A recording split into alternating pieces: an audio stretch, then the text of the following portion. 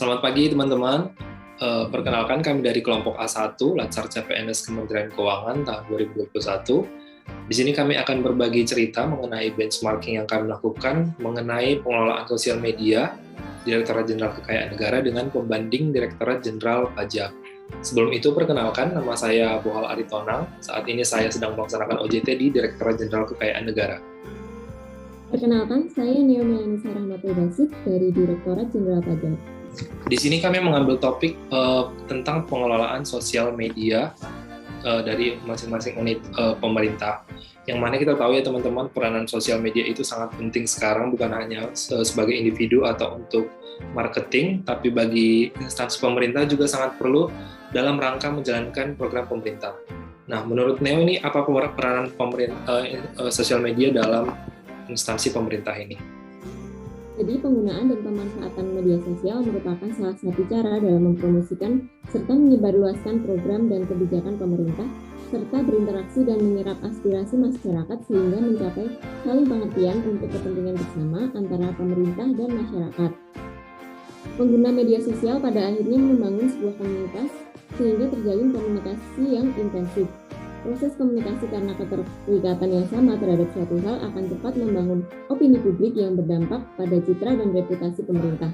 Oleh karena itu, masa sekarang dan yang akan datang, praktisi humas pemerintah perlu memperhatikan peran sosial media sebagai bentuk interaksi antara masyarakat dan perusahaan. Pada saat ini, hampir seluruh lembaga pemerintah telah menggunakan satu atau lebih media sosial sebagai salah satu sarana komunikasi, dan media sosial terbukti mampu melibatkan khalayak secara aktif dan menjaring masukan dari berbagai kalangan sehingga menciptakan kearifan orang banyak. Oke, keren sekali. Jadi gitu teman-teman, peranan sosial media di instansi pemerintah. Nah, kenapa ini topik yang kami ambil? Karena ini cukup menarik ya teman-teman. Sekarang saya melaksanakan OJT di DJKN dan saya mau menceritakan sedikit bagaimana pengelolaan sosial media yang ada di DJKN. Jadi saat ini sosial media DJKN itu ada berupa Instagram, YouTube, dan Twitter. Ada juga Facebook teman-teman.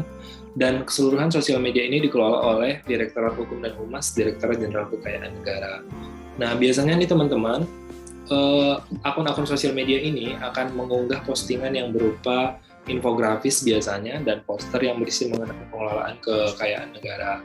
Contohnya pengelolaan tentang proses pembangunan bendungan, pembangunan jalan, kemudian yang akhir-akhir ini cukup populer namun kurang populer di kalangan masyarakat, yaitu pelaksanaan lelang dan keringanan program utang. Nah, yang menjadi permasalahan adalah teman-teman, pengelolaan sosial media ini kurang gencar gitu ya, kurang masif di masyarakat, karena hal ini juga ditunjukkan dengan kurangnya engagement di sosial media itu. Nah, ini berbeda dengan yang ada di DJP ya, yang menurut saya DJP itu salah satu instansi pemerintah yang cukup berhasil mengelola sosial medianya dengan berbagai strategi yang mereka lakukan. Nah, dengan adanya diskusi ini sih teman-teman, saya berharap ada beberapa hal yang bisa diadopsi oleh DJKN dan diadaptasi yang bisa meningkatkan kinerja pengelolaan sosial media di Direktorat Jenderal Kekayaan Negara. Nah, sekarang aku mau dengar dari Neo nih. Kebetulan Neo sekarang seorang taksmin ya di Direktorat Jenderal Pajak. Nah, aku mau dengar nih gimana sih sebenarnya pengelolaan sosial media di DJP itu. Ya, kalau di penggunaan sosial media di DJP, sosial medianya itu hampir sama. Ada Twitter, Facebook, YouTube, dan Instagram. Nah, di Ditjen Pajak ini memiliki media sosial yang dikelola oleh Teksmin di tiap unit vertikal di bawah kantor pusat. Para Teksmin inilah yang menjadikan pajak lebih dikenal oleh masyarakat, dan pada akhirnya Teksmin ini tidak bisa dijadikan sebagai pihak perseorangan saja, tetapi menjadi sebuah komunitas yang berupaya mengkampanyekan pajak melalui media sosial kantor mereka masing-masing. Nah, Teksmin ini ada di tiap-tiap KPP. Rata-rata tiap kantor Teksmin ini berjumlah 9 orang. Teksmin ini memiliki satu koordinator inti dan koordinator tiap media sosial. Hampir setiap bulan Teksmin mengadakan rapat dan akan lebih sering melakukan rapat ketika ada event-event perpajakan tertentu, misal seperti pajak tertutup, spektakuler, dan lain-lain. Nah, konten yang diupload ke media sosial ini ada kriteria-kriterianya. Ada yang ditujukan untuk mengedukasi masyarakat dan ada juga yang digunakan untuk menginformasikan kegiatan yang sedang dilakukan oleh kantor. Konten yang diupload juga ada target jumlahnya. Untuk di KPP minimal ada 2 konten per minggu, dan untuk di KP2KP ada 1 konten per minggu. Jadi kami para Texmin setiap harinya membahas konten apa yang akan kami sajikan berikutnya. Kemudian setiap bulannya Texmin KPP juga membuat laporan ke Kanwil. Laporan ini disajikan dalam bentuk tabel yang berisi jumlah berita yang dibuat, jumlah kelas foto, jumlah kelas pajak yang diadakan, jumlah artikel, dan jumlah konten pengumuman lelang. Tabel tersebut dibandingkan dengan tabel target bulanan yang nantinya akan digunakan sebagai bahan evaluasi. Selain laporan bulanan, Texmin juga membuat laporan triwulan yang isinya rekap jumlah konten yang diupload selama 3 bulan tersebut. Kemudian berdasarkan laporan tersebut, Kanwil melakukan evaluasi, dan jika konten belum memenuhi target, Kanwil akan memberikan arahan untuk membuat konten-konten selanjutnya.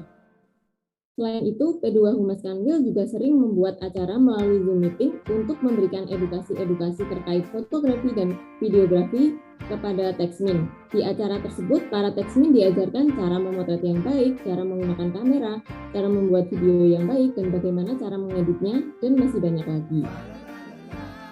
Kemudian kaitan pengelolaan sosial media ini dengan nilai NEK yaitu dengan penunjukan Texmin sebagai pengelola media sosial, Texmin memiliki tanggung jawab untuk membuat konten sesuai dengan target yang telah ditentukan. Dan Texmin juga bertanggung jawab atas konten-konten yang ia buat. Hal tersebut sejalan dengan nilai NEK yaitu akuntabilitas. Selain itu, Texmin juga harus mengetahui konten apa yang pantas dan tidak pantas untuk dibagikan kepada masyarakat. Konten yang pantas diberikan misalnya edukasi tentang bagaimana cara membuat NPWP, bagaimana cara aktivasi event secara online, dan edukasi-edukasi lainnya. Sedangkan konten yang tidak pantas yaitu konten yang mengandung isu politik, mengandung hoax, dan konten yang mengandung opini pribadi. Hal ini sesuai dengan etika publik yang merupakan salah satu nilai etika. Konten yang dibuat oleh Texmin juga harus inovatif, dan dengan ini diharapkan timbulnya kesadaran masyarakat untuk mau membayar pajak atas keinginannya sendiri dan bukan karena paksaan. Siap, keren sekali ya teman-teman, gimana pengelolaan sosial media di DJP. Jadi satu hal yang saya petik ya dari penjelasan Neo tadi, kalau pengelolaan sosial media itu sangat terstruktur ya, sangat terorganisasi. Jadi Texmin itu kayak sebuah kayak sebuah komunitas ya jadinya ya. Jadi satu Texmin itu harus mengikuti satu pedoman gitu ya. Ada pedomannya gitu. Nah ini cukup berbeda ya kalau di DJKN teman-teman, karena di tiap-tiap kantor vertikal juga punya akun sosial media, biasanya Instagram. Tapi setiap admin itu tidak punya kayak yang dijelaskan di DJP tadi. Mereka tidak melakukan meeting secara rutin atau monitoring dari Kanwil. Ya mungkin ada ya teman-teman, tapi kayaknya itu cuma event 1 tahunan atau mungkin semesteran gitu. Dan ini salah satu yang mungkin menurut saya bisa diambil ya oleh DJKN, di mana seharusnya admin-admin dari sosial media ini adalah orang-orang yang terpilih gitu ya, orang-orang yang terkumpul dalam satu wadah gitu. Sebenarnya admin sosial media DJKN itu namanya kan Sobat KN ya. Tapi kan Sobat KN ini nggak punya satu standar gitu, nggak kayak DJP. Kebetulan DJP juga ada payung hukumnya kan, ada di Kepdirjen sama Kepdirjennya. Nah DJKN tuh nggak punya itu, dan salah satu hambatannya menurutku sih di situ. Dan yang sebaiknya dilakukan ya kita perlu payung hukum itu, gimana biar pengelolaan sosial media ini lebih terorganisir gitu ya, lebih teratur. Terus saya juga tertarik nih sama konten dari DJP ya. Biasanya konten DJP itu sekarang kan udah mulai merambah ke TikTok ya. Adminnya banyak yang Gen Z. Nah ini agak menarik ya. Aku mau tanya pendapat Neo nih tentang konten-konten Gen Z yang biasa kan TikTok tuh identik sama joget-joget ya. Kalau menurut Neo sendiri di kantor Neo lah misalnya, dalam mengunggah konten-konten ini biasanya ada perbedaan pendapat antara atasan sama kreator yang membuat konten itu. Soalnya biasanya kan banyak tuh atasan yang nggak setuju, biasanya kontennya terlalu vulgar dan lain-lain. Kalau Neo gimana? Ya, kalau di kantorku itu kita sebelum upload itu kan diskusi antar Texmin dulu, ini pantas atau enggak diupload. Nah setelah lolos uji di antara Texmin, nanti kita konsultasikan ke ada yang menyaring ini pantas atau tidak, itu biasanya koordinatornya. Nah, nanti kemudian jika misal konten tersebut sudah diunggah dan ternyata ada beberapa orang yang tidak setuju, nanti bisa di take down kembali. Biasanya nggak setuju tuh karena apa? Biasanya mayoritas. Biasanya ini karena ada opini-opini atau mungkin ada miskom antara Textmin atau mungkin dari channelnya sendiri meminta untuk itu di take down karena misal itu sudah pernah dibuat atau gimana gitu. Oke, keren. Terus aku mau tanya nih, kalau di kantormu sendiri itu ada nggak? Ada tim khusus yang memang kerjaannya dia ya cuma buat sosial media, entah itu desain mungkin atau copywriting, di situ ada nggak? Atau pegawai mana aja bisa sebenarnya gitu? Kalau di Textmin itu semua pegawai bisa ikut ke Textmin, tapi ada pengurus intinya yang pegang sosmednya. Jadi kalau ada ide-ide konten, meskipun itu bukan Textmin, mereka bisa menyampaikannya ke Textmin untuk ditinjau kembali. Untuk artis-artisnya juga bisa diambil dari pegawai di luar Textmin juga. Jadi lebih bervariasi gitu. Oke, keren. Berarti sangat terstruktur ya di DJP itu, mungkin agak berbeda sama yang ada di DJKN, dan mungkin ini bisa diadopsi untuk pengelolaan yang lebih baik. Terus terakhir nih, dalam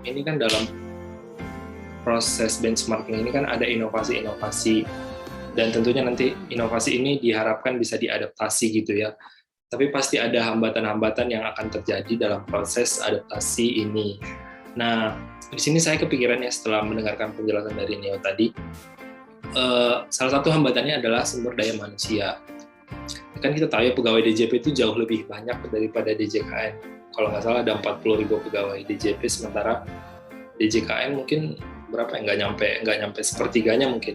Dan ini tentu berarti akan ada lebih sedikit orang yang bisa mengurusi itu sosial media kan, berarti karena dengan sedikitnya orang ini berarti akan ada pegawai yang pekerjaannya ganda gitu ya, udah ngurusin sosial media, kemudian ngurusin tugas-tugas yang lain, yang mungkin ini bisa menyebabkan pengelolaan sosial media jadi kurang efektif. Terus hambatan yang kedua juga itu adalah yaitu mengenai kurangnya ini SDM tadi udah, payung hukum. Jadi kan DJP itu tadi punya payung hukum ya, dari peraturan keputusan Dirjen Pajak sama peraturan dirjennya. Nah, menurut saya ini boleh diadopsi di DJKN gitu ya. Selain memberikan kejelasan penugasan, menurut saya ini bisa jadi insentif tambahan gitu bagi pegawai.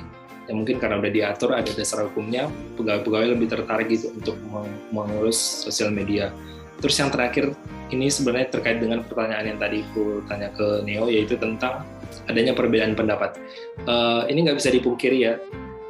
Kemarin pas aku ikut Kemenku Creative Week itu topiknya tentang konten sosial media di sosial media instansi pemerintah. Nah, hampir semua itu pesertanya itu bertanya mengenai bagaimana cara meminimalisir gesekan perbedaan pendapat antara atasan dan pembuat konten gitu, karena biasanya kan atasan itu Gen X ya, atau udah baby boomer gitu, kurang bisa membuka diri terhadap konten-konten yang out of the box, yang mana itu ciri-ciri dari generasi Z dan milenial. Nah, ini merupakan salah satu hambatan yang menurut saya bisa menghalangi proses pengelolaan sosial media yang lebih baik. Oke, itu tadi ya diskusi kita. Terus saya mau ngambil kesimpulan. Jadi peranan sosial media bagi instansi pemerintah itu sangat penting ya teman-teman.